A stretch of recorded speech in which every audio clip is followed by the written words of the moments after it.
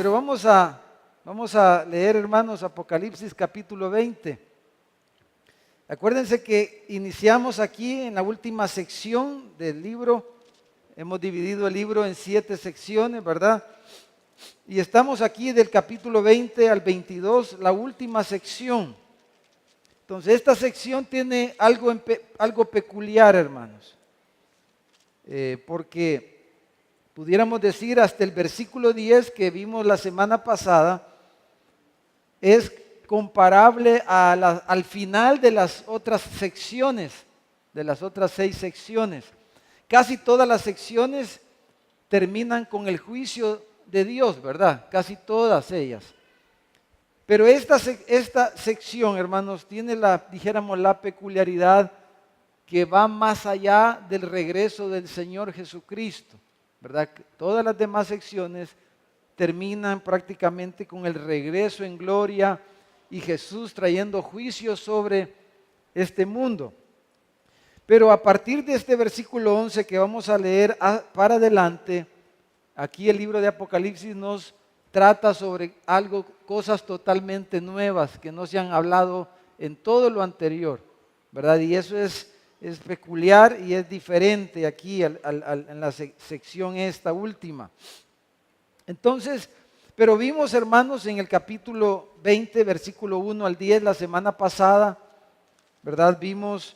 Hablamos del milenio. Hoy vamos a ver la segunda parte del capítulo 20, del 11 al 15, vamos a leer en un momento, y nuestro título es El Gran Trono Blanco, ¿verdad? Ese es lo que trata estos 5 versículos. Pero la semana pasada vimos una gráfica y dijimos, hermanos, hablando del milenio, ¿verdad? Dijimos que con la venida de Cristo, con la muerte de Cristo, con la resurrección y la ascensión de Jesús al trono celestial, hubo un cambio espiritual, ¿verdad? En el ambiente, dijéramos, en el mundo, un cambio claro, un cambio espiritual claro, y lo podemos ver lo más significativo de ese cambio en esa gráfica que está ahí, ¿verdad? Y lo relacionábamos con lo que dice aquí el capítulo 20 de que Satanás iba a ser atado. Entonces, desde un punto de vista amilenialista, ¿verdad? Que fue el punto de vista que enfocamos especialmente, el cual ve el milenio no de una forma literal, dijimos, sino que el milenio lo vemos de una forma simbólica. No es un reino, no es el reino de Cristo literal de 1000 años aquí en la tierra, sino que es el período en el cual Jesús está reinando en el cielo, ¿verdad? Y vimos el pasaje, lo estudiamos, y vimos eso. Pero lo más significativo en todo eso es que durante este período de la iglesia, de la cruz, de la venida de Cristo, hasta su segunda venida, hay un cambio radical, ¿verdad? Dijéramos en el ambiente espiritual, en el propósito de Dios. Antes de la cruz, las naciones estaban en oscuridad y vimos hay pasajes que hablan de eso, pero después de la resurrección de Cristo y Él sentarse en el trono, el evangelio comienza a correr por todas las naciones, ¿verdad? La gran comisión nos es dada y la palabra corre y va a correr y va a ser llevada a todas las naciones y no va a venir el fin, dijo Jesús, sin antes la palabra llegue a todas las naciones, ¿verdad? Eso enseñó Jesús. Entonces, hablábamos en relación a eso, la atadura, y vimos un par de pasajes que no solamente Satanás, pero todos los ángeles caídos, los demonios, dice la Escritura que están presos, están reservados para el juicio del cual vamos a hablar esta noche. Entonces, que los demonios, los espíritus caídos, los ángeles caídos estén presos no quiere decir que estén atados, no quiere decir que no pueden hacer nada, eso es claro en las Escrituras. Entonces entendemos, ¿verdad?, que están limitados y por eso el evangelio puede correr y va a correr a todas las naciones, ¿verdad? Porque el diablo no puede impedir eso. las puertas del Hades no iban a prevalecer y la iglesia iba a ser edificada y la iglesia va a ser la obra misionera, ¿verdad? Eso es lo trascendental dijéramos, en el plan de Dios, en el calendario de Dios. Lo trascendental es que su palabra, el evangelio, vaya y llegue a todas las naciones y que nosotros hagamos esa labor, ¿verdad? Entonces vimos eso. Y esta otra gráfica que tiene que ver con lo mismo, pero es un diagrama, dijéramos, sencillo. Entonces, el milenio es el reino de Cristo desde el cielo, ¿verdad? Con sus santos en el cielo. Y durante toda la era de la iglesia, dijéramos, el periodo de la iglesia, ¿verdad? Satanás está encarcelado, como estábamos diciendo, está limitado, no puede impedir el avance del evangelio, pero al final, antes del regreso de Cristo, antes de su segunda venida, Él va a ser desatado, ¿verdad? Y vimos semanas atrás que el diablo, el dragón, la bestia, el falso profeta, dice que salen unos espíritus en forma de rana, vimos, y van a las naciones a engañar a los reyes y los reúnen para la guerra final, el Armagedón, que hemos estado hablando, que ocurre justo con el regreso del Señor. Y el Señor en su venida los destruye a todos, ¿verdad? Él solo con la sombra de su venida, con el resplandor de su gloria, destruye esos ejércitos, destruye y quema, ¿verdad? Recicla la tierra y Él va a hacer tierra nueva y cielos nuevos donde mora la justicia. Eso ocurre en su segunda venida. Entonces, estamos ahí, hermanos, y llegamos al versículo 11. Entonces, ¿qué es lo que va a ocurrir después que el Señor regrese y todo lo que estuvimos hablando la semana pasada y hemos venido hablando por semanas? ¿Qué es lo que va a ocurrir después que Él regrese? Este es, dijéramos, el gran acontecimiento que viene, que hasta ahora no ha sido tratado en el libro de Apocalipsis. Después de su segunda venida va a ocurrir el juicio final, del cual queremos hablar esta noche. El juicio final. Vamos a leer del versículo 11 al 15. Dice Juan: y vi un gran trono blanco y al que estaba sentado en él, de delante del cual huyeron la tierra y el cielo, y ningún lugar se encontró para ellos. ¿Verdad? Esa es una forma figurada de decir que los cielos antiguos, la tierra antigua, ya no es igual, ¿verdad? Es una forma de decir, Jesús dijo que iban a ser enrollados los cielos, se iban a enrollar como un pergamino. Entonces es una forma figurada de decir que la tierra huyó, el cielo ha cambiado, la tierra ha cambiado, ha sido reciclado, ya no lo vemos de la misma manera y ya no hay lugar, ya no hay existencia para el cielo y para la tierra como lo hemos conocido hasta el regreso del Señor, ¿verdad? Versículo 12. Entonces dice Juan: y vi a los muertos, grandes y pequeños, de pie ante Dios, y los libros fueron abiertos, y otro libro fue abierto, el cual es el libro de la vida. Y fueron juzgados los muertos por las cosas que estaban escritas en los libros, según sus obras. Y el mar, dice, entregó los muertos que había en él. Y la muerte y el Hades entregaron los muertos que había en ellos, y fueron juzgados cada uno según sus obras. Y la muerte y el Hades, dice, fueron lanzados al lago de fuego. Esta es la muerte segunda. Y el que no se halló inscrito en el libro de la vida fue lanzado al lago de fuego. Es el juicio final, el juicio definitorio, el cual determina el destino final, el destino eterno de todo ser humano en la historia. Entonces, hermanos, hay aquí una visión, ¿verdad? Una visión de un legislador y juez. Hay muchas visiones en las Escrituras, dijéramos algunas o muchas de ellas confusas, Pero aquí tenemos una visión clara, es la visión del juicio final. En este pasaje Juan, con los ojos del Espíritu, vio claramente un trono y a un gobernante personal sentado en él, que estaba ahí para exigir de sus súbditos la rendición de cuentas. Hermanos, no estamos sin gobernante, ¿verdad? Sin legislador, sin juez. Este mundo no ha sido entregado para que los hombres hagan en él lo que quieran, sin un legislador, sin un vengador, sin uno que otorgue recompensas o imponga castigos. Aquel que está ciego, ¿verdad? Mira, pero no ve esta visión. Entonces dice, voy a vivir como yo quiera, como me dé la gana, pues a nadie le voy a rendir cuentas. Pero hermano, la Biblia dice que Jehová reina.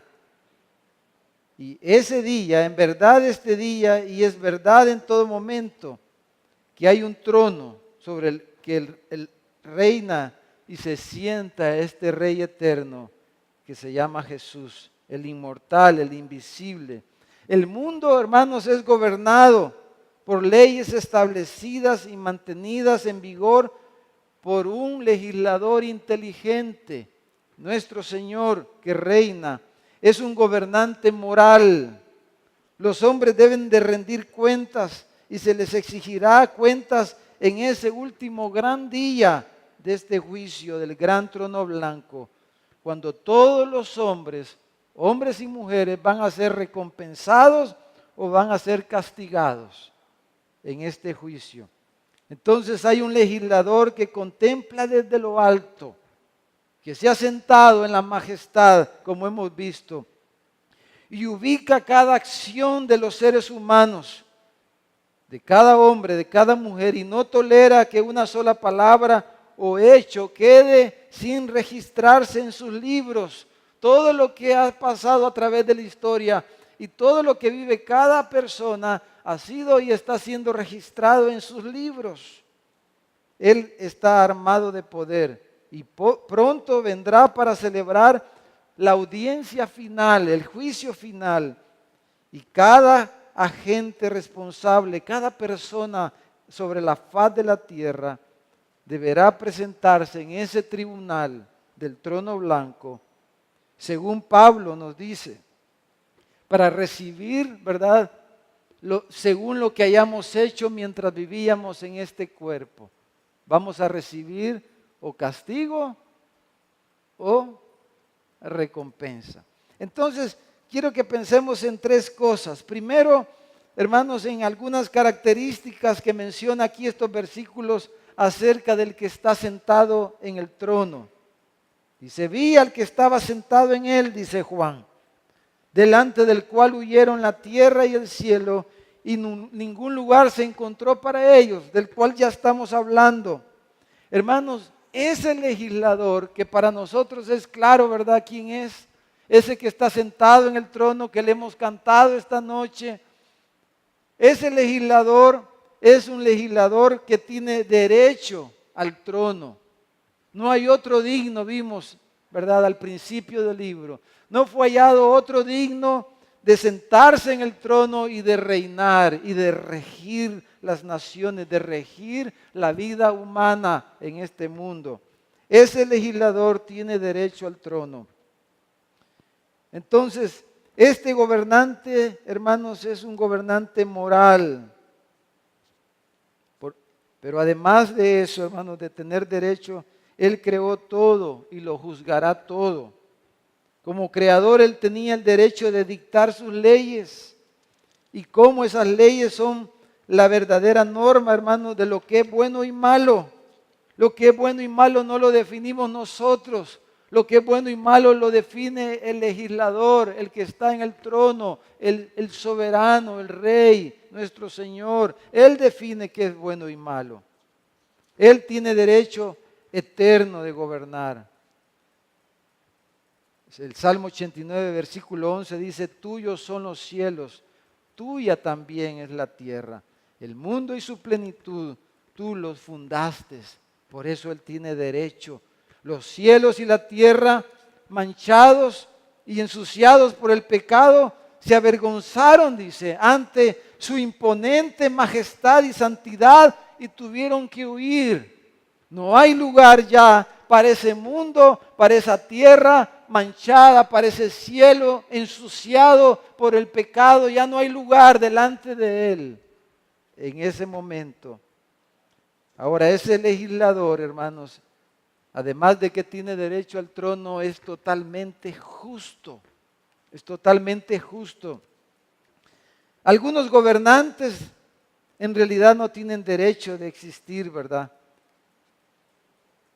Y rebelarse aún contra esos gobernantes sería quizás nobleza y patriotismo. Pero el que más ama a su pueblo es quien más se deleita en la monarquía que hay en el cielo. Sin duda hay, hermanos, dinastías que han sido tiranas, gobernantes que han sido déspotas, pero nadie puede disputar el derecho de Dios a sentarse en el trono para gobernar y regir y hacer este juicio final. Nadie tiene el derecho de desear que otra mano sostenga el cetro de justicia. Él es el juez de todo, que ha de hacer lo que es justo, porque su propia naturaleza, Él es justo y su propia naturaleza demanda que haga justicia. ¿Quién más entonces debería sentarse en ese trono? ¿Quién se atrevería a tener el derecho de hacerlo? Él puede retar a toda criatura y decir, yo soy Jehová y no hay ninguno fuera de mí. Él revela a través del trueno su poder. Sus criaturas deben reconocer en silencio que solo Él es Dios. Nadie puede atreverse a decir que este trono, hermano, no está cimentado en justicia. Como dice el Salmo 45, versículo 6. Tu trono, oh Dios, es eterno y para siempre. Cetro de justicia es el cetro de tu reino. Y ahí está el trono blanco. Ahí está el que está sentado ahí. Es un legislador justo que tiene derecho a hacer ese juicio y es un legislador todopoderoso. Porque, hermanos, hay muchos tronos en los que sus reyes, por justos que sean, carecen de poder, ¿verdad? Pero este no es el caso del Rey de Reyes. Vemos constantemente pequeños príncipes cuyas coronas son inapropiadas en sus cabezas, que son incapaces de mantenerlas sobre sus frentes. Pero nuestro Dios tiene tanto un poder invencible como una justicia infalible. ¿Quién se le puede enfrentar a Él? El que se le enfrenta a Él es como hojarasca que desafía el fuego. El que se enfrenta a nuestro Dios es como cera contra una llama de fuego. El poder de Dios se irradia en toda su creación y dice, huyeron delante de Él los cielos y la tierra, ¿y quién podrá sostenerse en pie? Cada hoja que se marchita en el bosque tiembla a la orden del Todopoderoso. Y cuando, hermanos, la lluvia y los truenos y los rayos golpean la tierra, Dios está, dice la Escritura, revelando su poder, su deidad, su fuerza. Entonces, hermanos, cuando Dios se inclina para mirar a un mundo perdido, el tormento que Él provoca en las almas que no se han arrepentido, se desprende ese tormento de su propia santidad y ahí está este rey en el trono sentado para emitir un juicio sobre todas las criaturas. El Salmo 139, versículo 8 dice, si subiere a los cielos, ahí estás tú. Y si en el Seol hiciere mi estrado, ahí estás tú. Y si fuera al otro lado del mar, ahí estás tú. ¿Y quién puede huir de tu presencia? Dice el Salmo 139. Entonces, hermanos, la influencia de ese trono, del que está centrado en el trono, hermanos, No hay dónde esconderse. Y aquí ha llegado el tiempo de que toda persona, toda criatura se presente delante de Él y nadie va a poder huir de este juicio y de este momento ante su majestad, el Señor de señores y el Rey de reyes. Él es el legislador también que es, además de poderoso, sumamente grande. Piensen qué tan grande es Él, hermano. El trono sería demasiado grande, ¿verdad?, para cualquier otro, pero no para Él. Él es el más idóneo en todo el mundo para sentarse en ese trono. Porque, hermanos, el que se sienta en el trono es Dios, pero es hombre también. ¿Verdad? Es Jesús. Es Jesucristo, el mismo que murió en la cruz. Él es el que se ha sentado en el trono, pero aquí se manifiesta y toda criatura se presenta delante de Él.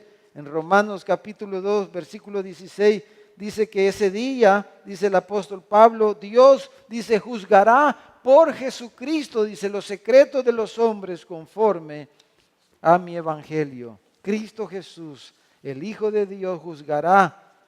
Y juzgará como hombre y como Dios. Hermanos, cuán apropiado es eso, ¿verdad? Que Dios nos juzgue como Dios y como hombre. Porque como hombre Él sabe compadecerse. Él puede entendernos. Y entonces su justicia puede ser en verdad justa para nosotros. ¿Quién podría juzgar con un juicio equitativo de mejor manera que aquel que es semejante y que se hizo semejante a nosotros? Ese que se sienta, que se ha sentado y se sentará en ese gran trono blanco. Aquel que murió, que ahora juzgará a todos sus súbditos, a todos los que le menospreciaron y que le rechazaron. Imagínense qué vergüenza más grande. Ser juzgados y condenados por el mismo que nos ofreció perdón y absolución. El mismo que te extendió la mano, el mismo que aún dio su vida por ti, te va a juzgar. ¿Y qué excusa vas a tener si tú no te has rendido a los pies de Jesús? ¿Qué excusa le pudiera presentar una persona? ¿Qué le va a decir alguien a él en aquel momento? Ningún pecador podrá ocultarse de Dios. Los montes no podrán encubrirlo. Las rocas tampoco podrán esconderlo.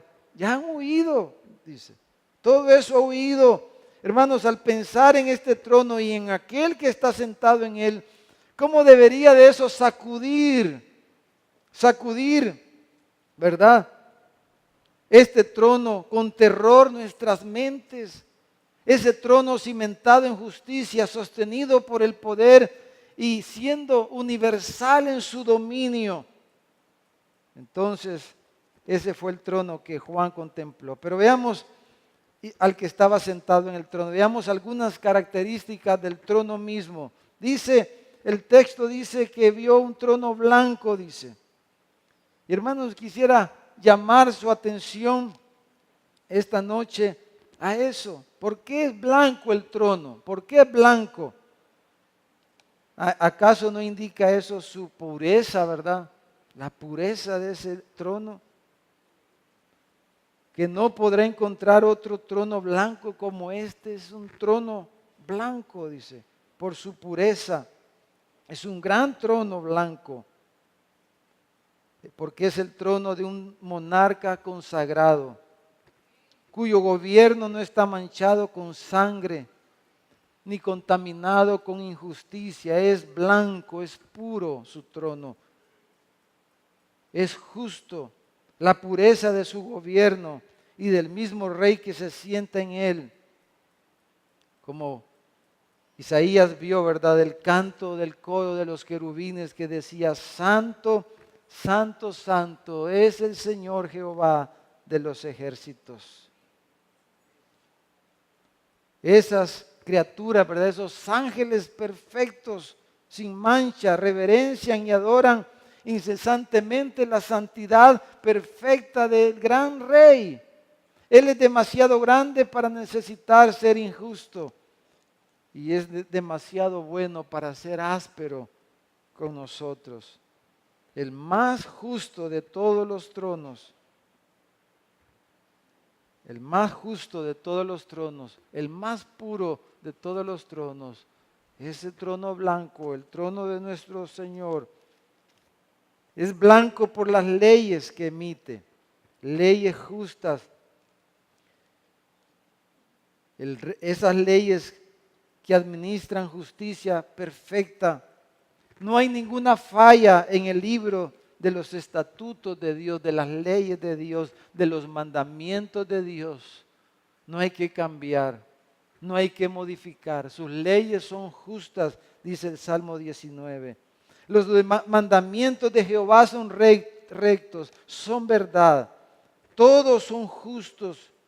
¿Quién podría mejorar ese libro de los 10 mandamientos?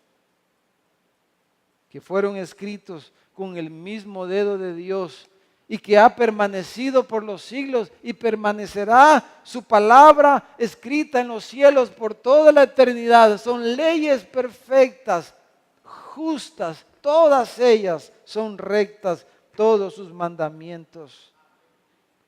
El que dice no matarás, no hurtarás, no codiciarás, no adulterarás, no hablarás falso testimonio de tu prójimo. El que dice cada una de estas leyes expresa rectitud. La ley de Jehová es perfecta, que convierte el alma.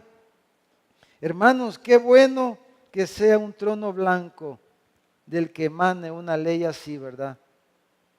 Alegran el corazón, dice el Salmo 19 en el versículo 8. Los mandamientos de Jehová son rectos, que alegran el corazón.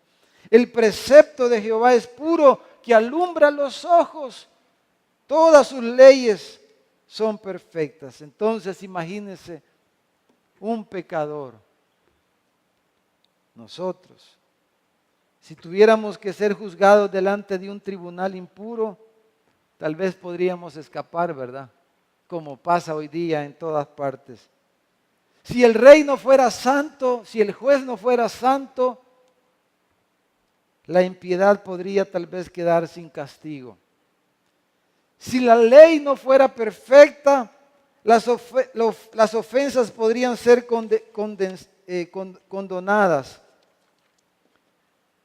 Si las sentencias no fueran justas, podría un pecador escapar de este juicio. Pero nada de eso ocurrirá en ese trono. Es blanco, es puro, es según verdad, es justo. Y ningún pecador podrá escapar gracias a la parcialidad o a la injusticia. Pero ahí es donde todo es puro y blanco, perfecto, justo. Tan blanco que podríamos, hermanos, imaginarlo como un gran espejo, ¿verdad? Es tan blanco, tan puro que es como un espejo, dijéramos, ese trono. ¿Ha pensado alguna vez que tal vez se dice que este trono es blanco para indicar que es eminentemente brillante y llamativo, sobresaliente? Hermanos, ¿saben que un objeto blanco así brillante como esto puede ser visto a una gran distancia, verdad? Y este gran trono blanco es tan grande y tan brillante que todos los millones que estaban muertos, todos los millones que estaban muertos, todos ellos que se levantarán, ¿verdad? Al regreso del Señor, porque habrá resurrección de justos y de injustos, como ya vimos. Cuando suene la trompeta final, los muertos en Cristo resucitarán primero, pero también los impíos serán llamados de sus tumbas y se levantarán, y todos los muertos del mar y de los confines de la tierra verán ese gran trono blanco estará al alcance de su vista y no podrán evadirlo. Su deslumbrante blancura les sobrecogerá y los cubrirá de confusión y de terror al ver descubierta su propia inmundicia en contraste con tanta blancura. Entonces, hermanos, eso nos lleva a lo último. Quisiera que consideráramos esta noche. Hablemos un poquito de los que se presentan ante este gran trono blanco. Hemos visto las características del que está sentado en el trono, ¿verdad? Hemos hablado de las características del trono, del mismo trono, que es blanco, muy y grande. No se puede evadir este gran trono. Es puro, es justo. Pero hablemos de los que se presentan ahí delante del trono. Dice el versículo 12, ¿verdad? Y vi, dice Juan, a los muertos, grandes y pequeños, de pie ante Dios. Ahí están todos los muertos. Dice, y el mar entregó los muertos que había en él. Y la muerte y el Hades entregaron los muertos que había en ellos. Hermanos, todos los muertos. ¿Y qué tal si alguien se ahogó? Dice, si alguien se los comieron los tiburones, si alguien lo incineraron, si alguien lo sepultaron en un lugar desconocido. No importa cómo murió, en dónde murió, dónde lo sepultaron. Todos los muertos, dice, grandes y pequeños, todos juntos ahí, grandes y pequeños. Hermanos, los grandes de la tierra estarán allí. No solamente estarán allí los siervos, ¿verdad? Los obreros que trabajaron duro, quizás por nada, a quien quizás hasta su muerte fue dulce, ¿verdad? Y escaparon de este mundo. Algunos quizás se quitaron la vida en su desesperación, tratando de huir de sus penas y de sus callejones sin salida. Algunos quizás que les pareció dulce morir, ¿verdad? También ellos. Ahí estarán los tiranos, los señores, los grandes gobernantes de los tiempos, aquellos que prosperaron a costa del trabajo de sus trabajadores, que no recibieron recompensa. No únicamente estarán las multitudes que marcharon a la batalla a la orden de un comandante, los soldaditos, que fueron la carne de cañón, como dicen, los grandes, dice, y los pequeños. Amén, hermanos. Los que cayeron por las balas, las bombas, por los sables, las espadas, sino que estarán ahí también los emperadores, los reyes que planearon los conflictos, los que se enriquecieron y se aprovecharon y tuvieron ganancia de las guerras y de los conflictos que hubieron en el mundo. Los grandes y los pequeños, dice, estarán allí.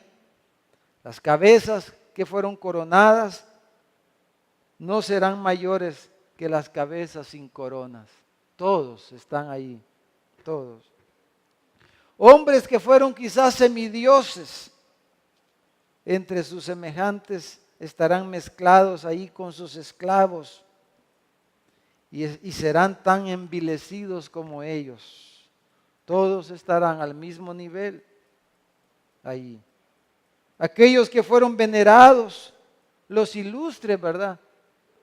Los estudiosos, los que tuvieron grandes reconocimientos en este mundo, los próceres, los gobernantes, los grandes conquistadores de la historia, todos ellos estarán ahí junto a los ignorantes, a los que murieron sin estudios, sin saber leer, sin escribir.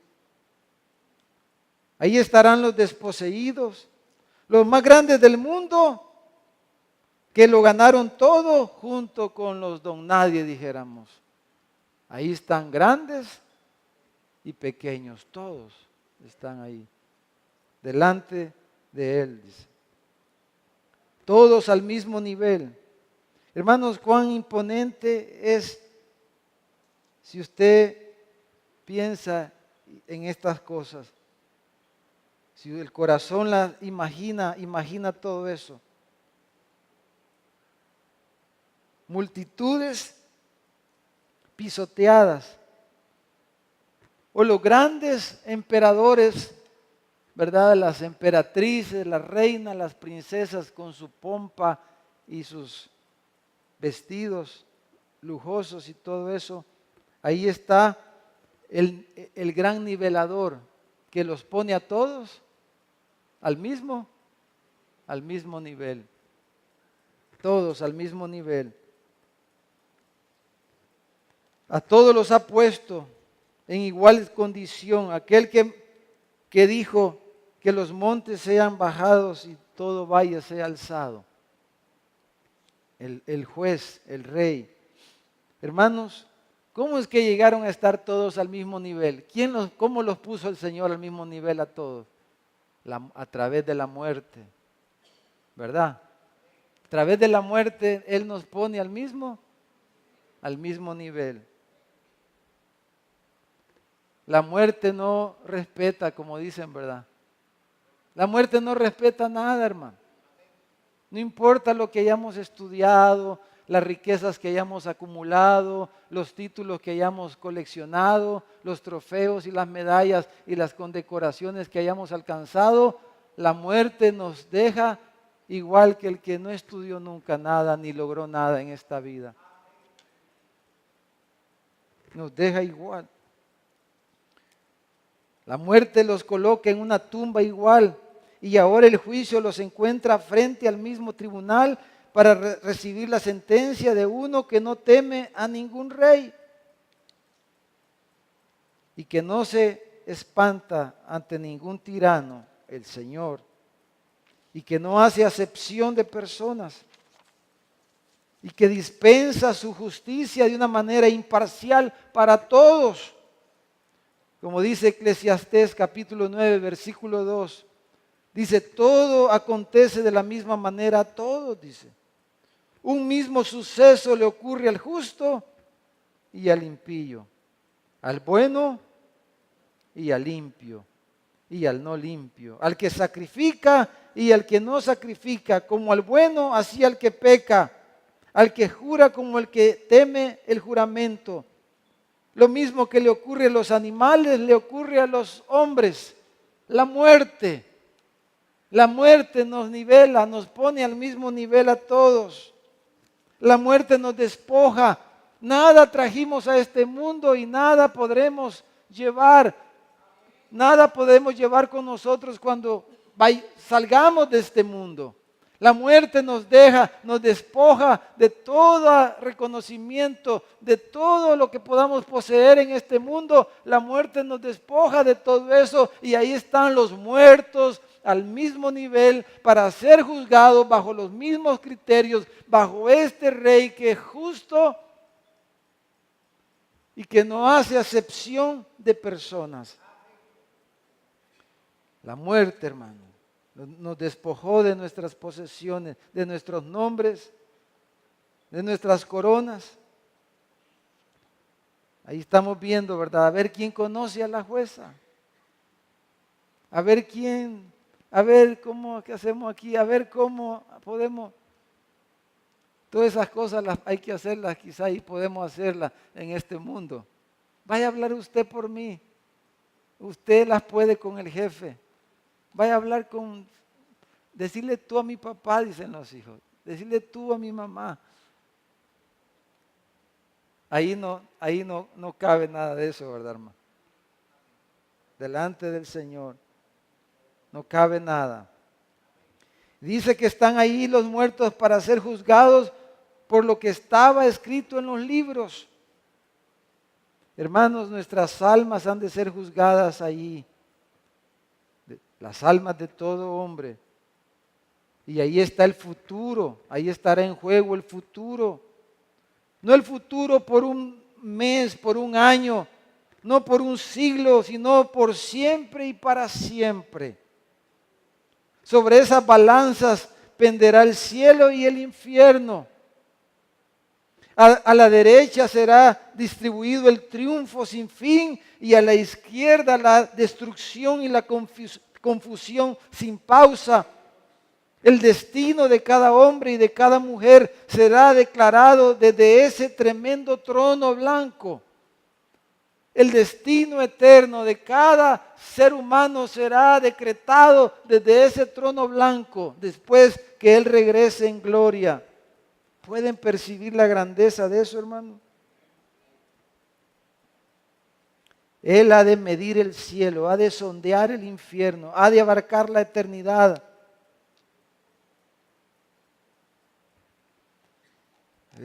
Es un trono grande, su grandeza es tremenda. A lo largo de toda la eternidad siempre habrá un mirar hacia atrás al juicio de aquel gran día. Esa imagen, ese espejo, ese trono, hermano, pasarán siglos y siglos y siglos y siglos. Y cuando veamos, como cuando vemos por el retrovisor, allá estará ese trono brillante, ese trono blanco que nos recordará el amor, la misericordia de ese juez que debió habernos condenado, pero que nos absolvió por la gracia de Cristo, por la cruz de Cristo, por los méritos del Cordero de Dios que quita el pecado del mundo. Ahí estará el recuerdo de ese tremendo trono, porque es grande. A lo largo de toda la eternidad estará ahí presente. Y recordaremos las palabras de aquel que dirá: venid benditos de mi Padre, entrad en el reino. Ahí está la puerta abierta o la puerta cerrada para el reino de Dios.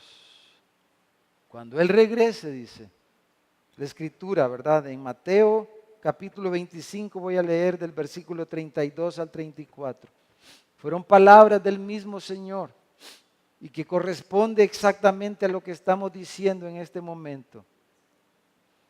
Dice: y serán reunidas, dijo Jesús, delante de Él todas las naciones,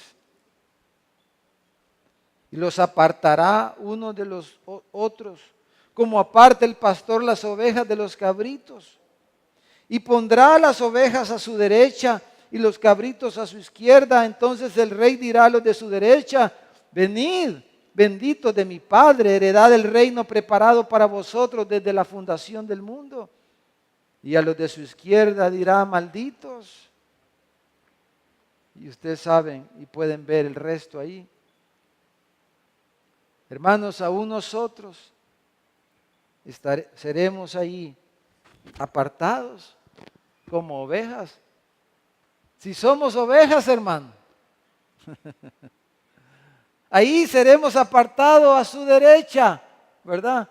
Ahí delante de Él. Y Él le va a decir: venid bendito de mi Padre. Venid, entrad en mi reino. Porque ahí iniciará el reino de Dios, que es lo que vamos a ver en el capítulo 21 y 22. El reino de Dios, el reino eterno, ese cielo nuevo y esa tierra nueva. ¿Cómo es el cielo realmente? Vamos a ver en el capítulo 21 y 22 que el cielo no es una batita blanca con una coronita y una arpita y una nubecita donde vamos a estar. Eso no es el cielo, hermano. Eso no es lo que dice el capítulo 21 y 22. Vamos a ver qué dice, vamos a meditar y vamos a tratar ahí de volar un poco en nuestra imaginación de las cosas que podrían ser ese cielo nuevo y esa tierra nueva. Pero ahí estamos en las puertas.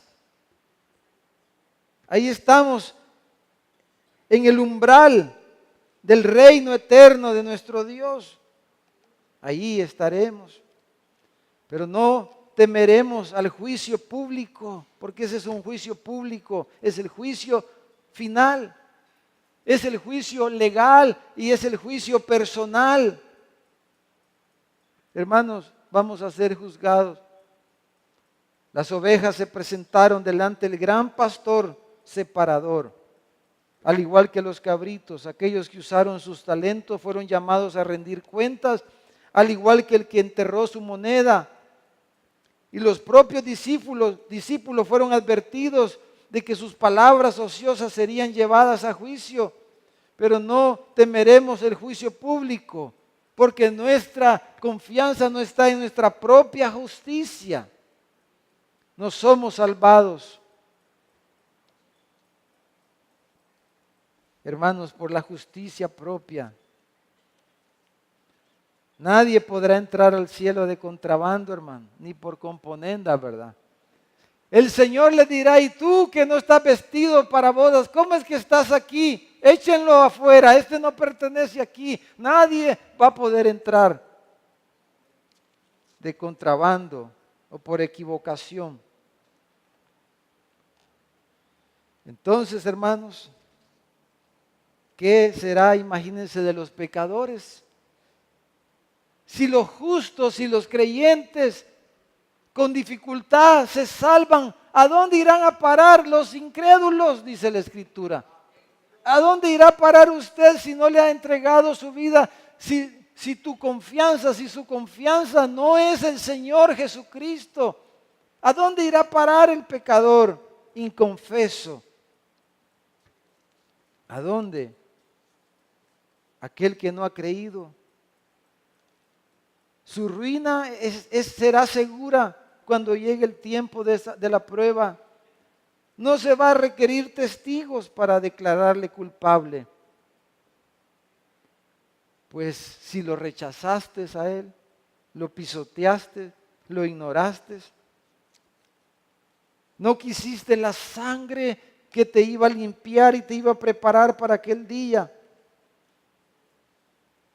Como dice el profeta, el despreciado y el desechado entre los hombres, Él mismo dictará la sentencia justa contra ti, que no le reconociste, que no le creíste, que no confiaste en Él, que no lo tuviste a Él como lo más preciado, como lo más importante, como ese tesoro incalculable. ¿Qué excusa podrá haber? Como dijo en la parábola en Lucas 19, 27, y también aquellos mis enemigos que no querían que yo reinase sobre ellos, traerlos acá, dijo el amo, el príncipe, el Señor, y decapitarlos delante de mí. Ahí será dada la sentencia. Entonces, concluyendo, hermanos, esta noche, pensemos, hermanos,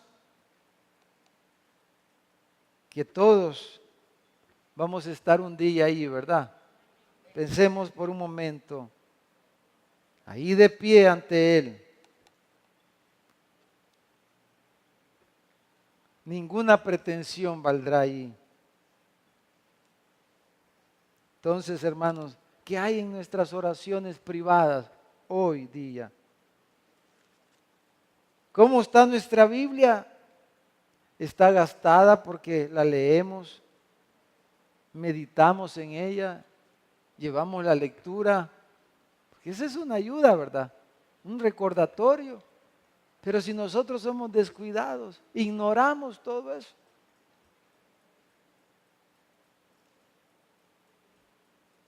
Imagínese un corazón endurecido para las cosas de Dios. O si nuestro amor por Cristo es tan poco, estamos en un gran peligro. O hacemos una profesión vacía.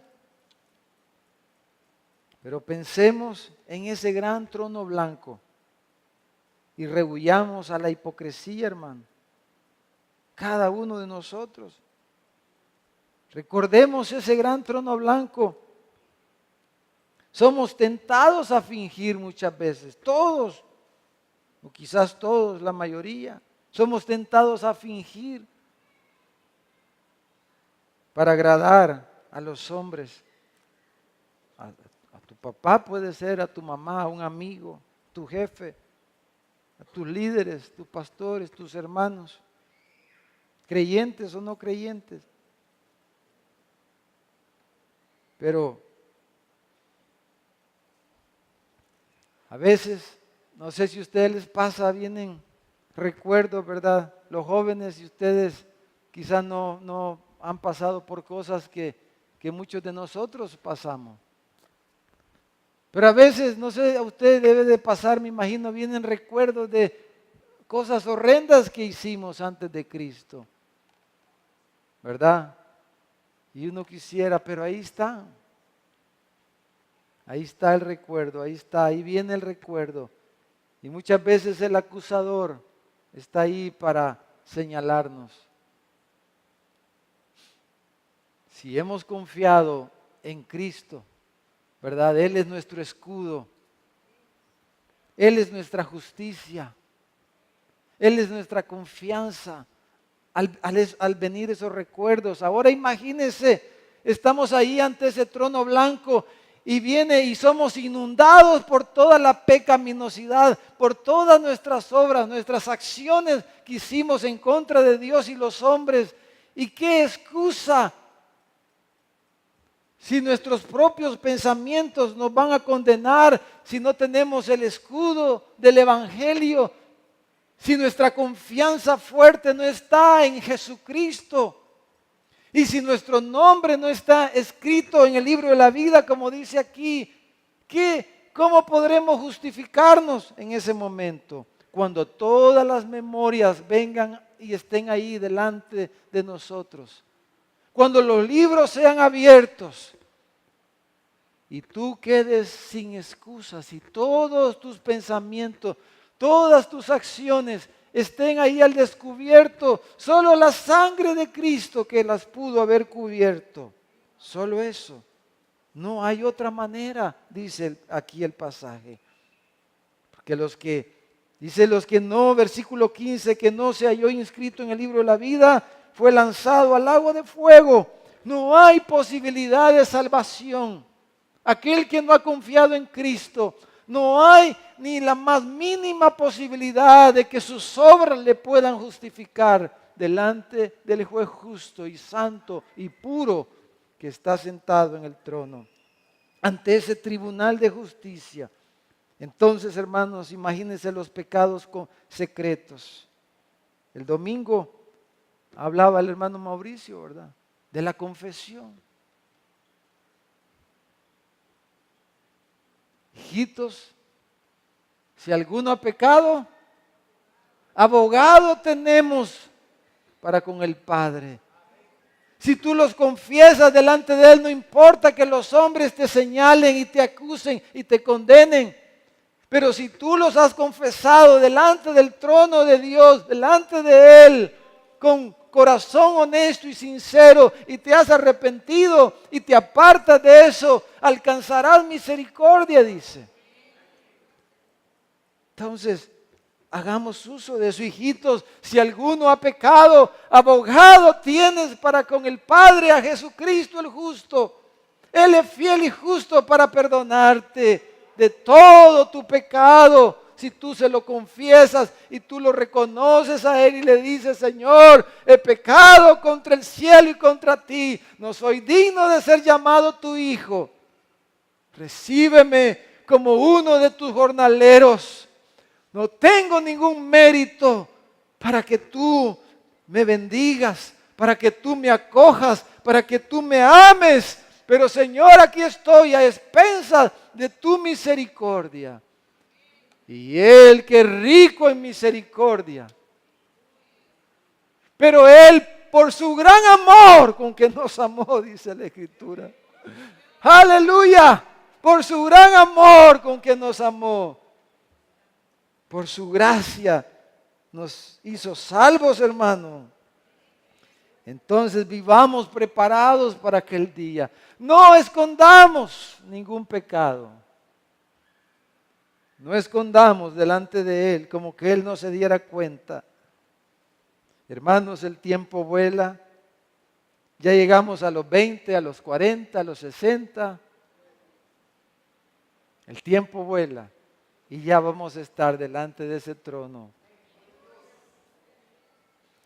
Que ese día estemos preparados, vestidos con la vestidura que Él nos ha dado, de su justicia. Y a ella se le ha concedido, porque es una gracia de Dios, que se vista de lino fino y resplandeciente, que son las acciones justas de los santos. Preparémonos para aquel gran día, hermanos. Aferrémonos a la cruz y vivamos ahí a los pies de nuestro Salvador. Aleluya. Vamos a orar esta noche. Vamos a orar. Le vamos a cantar a Él. Le vamos a decir, digno es el Cordero. Digno es el Cordero. Si hay algo, hermanos, que usted necesite confesarle al Señor, pedirle perdón al Señor, esta noche es una linda oportunidad, ¿verdad? Dígaselo. No actuemos como que si Él no supiera. Oremos. Sí. Que nuestra oración, nuestra vida diaria, nuestras decisiones nos preparen para aquel día.